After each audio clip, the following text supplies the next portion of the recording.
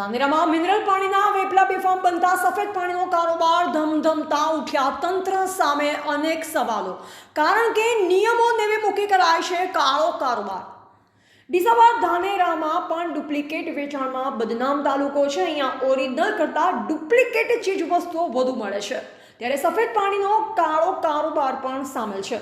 ધાનેરામાં mineral પાણીના plant આવેલ છે, જેમાં નીતિ નિયમના ધજાગરા ઉડાવી લોકોના સ્વાસ્થ્યની એસી કે તેસી કરી મિનરલ પાણીના નામે ઠંડુ ઝેર બજારમાં વેચાય છે। યોગ્ય ટીડીએસ સાફ સફાઈ વગરના બોટલમાં પાણી આપવામાં આવી રહ્યું છે, અને એમાંય પ્લાન્ટમાં બોર બનાવી સરકારને પણ ચૂનો લગાવવામાં આવી રહ્યો છે।